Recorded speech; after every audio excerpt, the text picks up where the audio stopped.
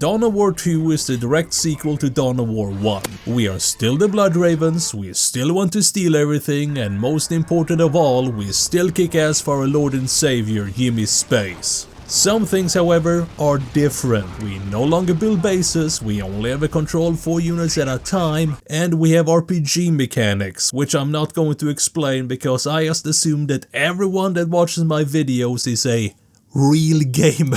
Anyway, you play as Commander, an up-and-coming space marine who has been boosted a few ranks on the totem pole on account of his dad working for Microsoft. Or at least that is what I assume, since he looks more like the Shad meme guy than a judgmental potato like my boy Tarkus here. You have been sent to Caldaris in order to help Captain Thule repel an orc incursion, and no, it is not Gorguts, and yes, I was extremely disappointed when I found out. The first mission serves as a hands-on tutorial where you learn to control your squads, use abilities, and find out that using cover is a very good idea if you don't want to get your head blown off by an orc. Seriously, I can't stress this enough, using cover is a very good idea, even if it does make you look like a wimp who hasn't got any bitches. Now scoot, I want to get in. This is also where we are introduced to the first of our Space Marine brothers. Tarkus is the no-nonsense tactical squad sergeant who will form the ceramite core of your entire playthrough for one simple reason. Anyway, having driven off the first wave of orcs, we move to retake a small hamlet outside of Argus, which apparently is vital to the entire planet's survival. Why isn't really important, because all that matters is they want it, which means I do too. Here we are introduced to Cyrus, the scout company commander and former member of the Death Watch, who are basically your local pest control, but instead of putting up rat traps and flooding your house with poison gas, they blow up planets and commit xenocide, which is basically the same on a much larger scale, which is Warhammer in a nutshell. Cyrus and his boys excel at stealth and blowing shit up with their demo charges, and being voiced by the legendary Steve Blum, he is definitely one of the more memorable characters in the game. We are also introduced to Avitus, who is basically Heavy from TF2 if he was covered in a Dodge Ram and had a lot more variety in his diet. He was a staple of my team for the better part of the game, and his setup ability was my most used one until I got the bigger and better one later down the line. Anyway, having defended the village from the rampaging greenskins, Cyrus, the alien hunting sniper voiced by the legendary voice actor Steve Blum, points out something rather unsettling. The greenskins knew to strike where we were most vulnerable, Captain Thule. Cyrus is correct. Someone is agitating the orcs and pointing them at valuable targets. As horrifying as this is, we don't have time to investigate it further, since we have to hunt down the orc boss, Gutwrencher. What? I'm not boss no more? Zog it! Which we swiftly followed up by laying a beating on a knob named Skykiller. We then proceed to Argus outskirts, where the mastermind behind Orc's strategy is supposedly holed up. Now, who could it possibly be? Is it just a really smart orc like Archimedes? Is it a rogue AI that has convinced the orcs that it's really just an orc trapped inside the Matrix? Or is it it's the Eldar. Of course it's the Eldar, who else would it fucking be? Yeah, it turns out that they somehow has been manipulating the orcs with their vile sorcery. And what do you think they do the moment they get found out? Do they A, say, haha, yeah you got us, my bad fam? Or B, do they bitch and moan about the fact that we are killing them when they are actively fucking us over and complain about the fact that we don't know about the greater threat that we are facing, instead of, I don't know, just fucking telling us about the greater threat we are facing instead of being all mysterious and shit for no other reason than being mysterious and shit. It's B. It's B. Of course it's fucking B. It's fuck. These fucking bastards always do this. God, I hate Eldar so fucking much. Dealing with them is like pulling teeth rectally. Humans. The orcs could have slowed them down, given us time. You You have doomed us all. Rant all you wish, Eldar.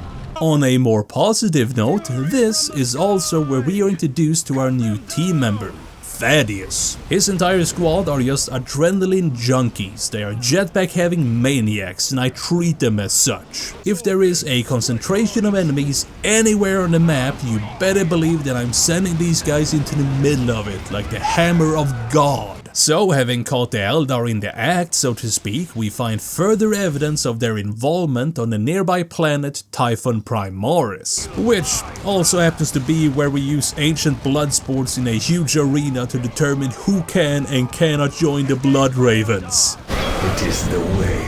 Este es el camino. But it's not all good news. The Eldar are somehow disrupting our astropathic communications. We are uncertain how they are managing this, but our astropaths describe their interference as a shadow across the warp. A shadow across the warp.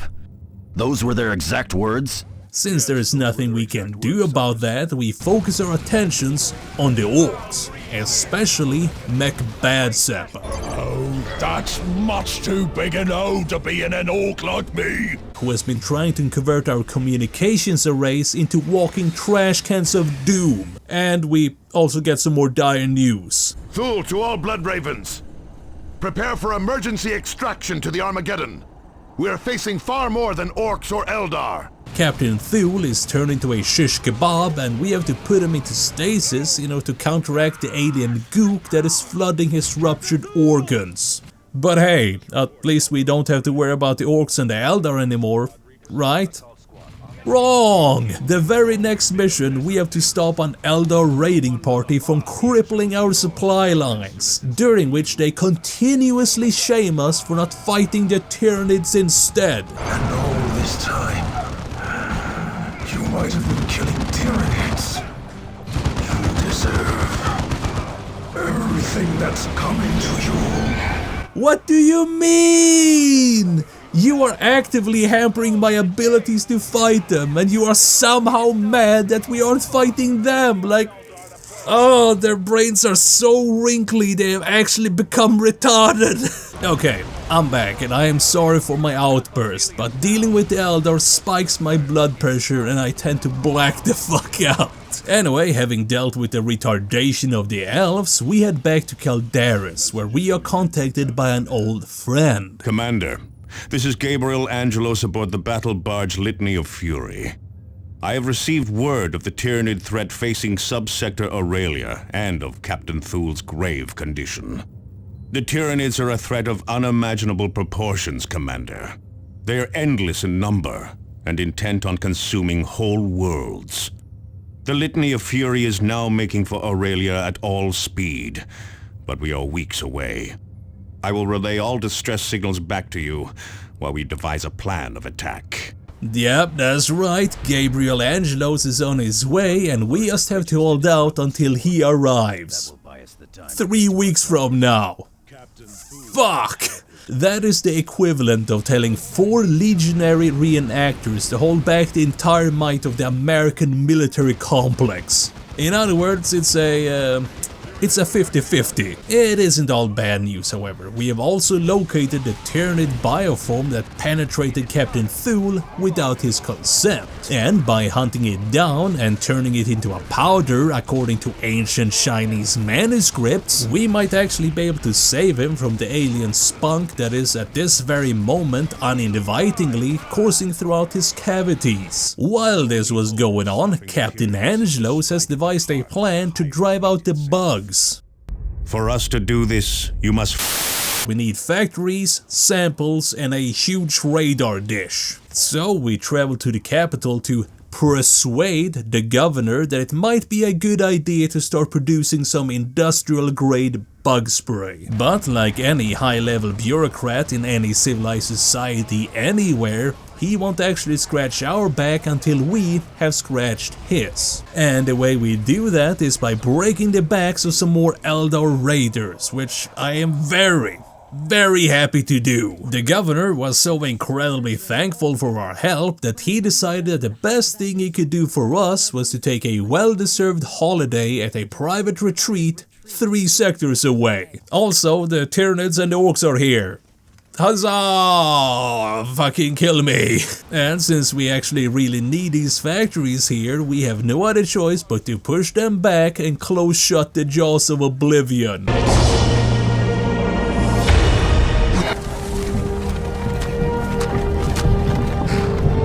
A mission that was made that much harder when Tarkus decided to stop following orders and instead study the local architecture. Ah yes, the floor here is made out of floor. But that is not all, because disturbing news once more reaches our ears. Commander, we have spotted orcs making for storehouses north of Angel Gate. I think this may have been their goal all along. Commander, those are the private storehouses of House Vandis. Before his flight, the governor destroyed the records of what they contained.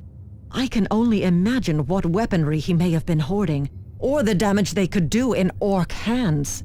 She is right, Commander. We must stop those raiders. So once again, we scramble our way down there and fight our way to the weapons cache. This is no military storehouse. These are relics of the chapter. Some people just don't respect other people's stuff, and it makes me sick. So now that our shit is on the line, we have to keep it all safe from waves of orcs, including this big ass fucking tank. However, that isn't even close to the worst part, because the Eldar are also trying to blow up the planet by overloading the reactor powering the city. So now we have to fight our way back and deal with them once and for all, which is way harder than it sounds, because she keeps summoning these goddamn thunderstorms that kills all of my dudes, and she's also tankier than a monster the size of a goddamn city block. Thankfully, Tarkus decides to get off his potato-looking ass and teleports in right on time. Angel Forge is secure, and your life is at its end.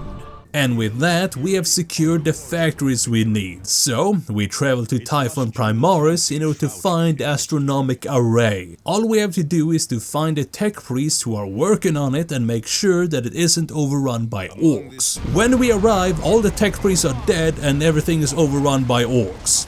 But it's not all bad news. Thaddeus just got himself some new Terminator armor and he can basically solo the entire mission on his own. However, without the tech priest to tell us where the array is actually located, we have no other choice but to travel back to Calderis and find an orc mech who might know the location of an orc boss who attacked the Cog Boys. But instead of doing that, we instead travel back to Meridian in order to get a new hammer and shield for my boy. Unfortunately, I couldn't actually use it because my level was too low. Listen, we all make mistakes, okay? It's fine, get over it. Anyway, having gotten back to Calderis, we collect the last 2 samples we need to locate the primary hive. Why must we find a primary hive? Yes, finding a primary hive will allow us to develop a poison that will kill all Tyranid variants quickly. And then we beat the shit out of the orc mech, who tells us that the orc boss we seek is on Typhon, which coincidentally is the location of the prime hive we need to take the samples from. So we scoop up some goop off the floor and head for the extract, where this happens. And then this happened. Yeah, it turns out that the samples we sent back to the ship had been synthesized into a cure for Captain Thule, and he had reached his final form. A gigantic death coffin. And he wasn't, as the kids say these days, feeling very skibbity riz. He was in fact feeling quite skibbity fucking pissed. And since our new team member wasn't really used to his new form yet, and not because I really wanted to kill more stuff with his really big fucking gun, I decided to do a couple of side missions where I did just that. I killed a bunch of people with his big fucking gun. But eventually we had to get back on track and find the Astronomic Array in the middle of nowhere, which naturally was guarded by some more orcs. Keyword was. Eventually, after having killed everyone in sight, we are stopped by a gigantic, humongous fucking gate. How do we get past? Yes, this is quite the conundrum. Oh, what's that, Martellus? We have to follow the cabling in order to find the generator that powers it. Okay, but that can be literally anywhere, so I guess we better start looking. Oh look, there it is. Having solved the riddle of the gate, we kill some more orcs, fix the array, and with that we now had all of the pieces we need in order to drive off the Tyranid fleet. All except for one. Angelos. For our plan to work, we need the entire Bloodraven fleet in order to keep the hive mind busy so we can administer the poison straight into the big brain ship when it goes to suck up all of the goop from the planet's surface. So naturally I went and fought an avatar of Cain in a fight that took me over 30 minutes. To put that into context, a normal mission usually takes between 5 and 10 minutes to complete. And this one took 30 minutes just to kill one fucking guy. And then the day has come that it was time to drive the bugs from the sector. Angelos was keeping the hive mind busy and we were going in. Huh. That's strange. Where is Angelos? It turns out that Angelos took a wrong turn somewhere and he was lost. Shit! During this mission, we have to fend off waves of Tyranid attackers while administering the super poison into 2 feeder tendrils. All while hearing our friends on the Armageddon die in an attempt to keep the hive mind from ganking the fuck out of us. It is a sad time, but thanks to their sacrifice, we actually managed to finish our job. The poison is administered and that, as they say, was that. We have done our duty and now there is only one thing left to do. Brothers, make yourselves ready.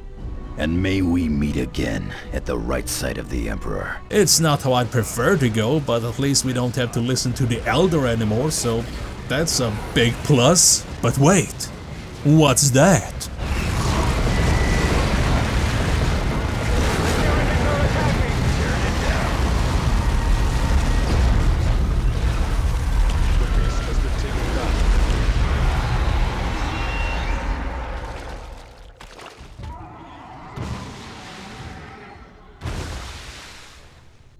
This is Gabriel Angelos to the commanding forces on Typhon. Do you read?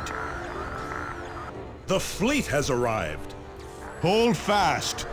You shall not fall this day. The fleet has arrived just in time to save us. We must now fight our way to the high ground in order to call in reinforcements, and with Angelos himself leading us, we smash our way to the Hive Tyrant Alpha and scatter the Hive fleet to the stars. And that, as they say, was that. I have heard some pretty mixed things about this game, but if you take it for what it is actually a really good game and I would recommend it to anyone who likes either Warhammer or just wants to play a somewhat tactical squad-based game. And that is all I got, so thank you all so much for watching and I will see you in the next one. Peace! But this is no time to relax our guard. The Hive fleet is already splintering. Our vessels can kill many, but some splinters will escape. Subsector Aurelia is saved, but she is hardly unscathed. Yet the Blood Ravens endure, undaunted and unmoved.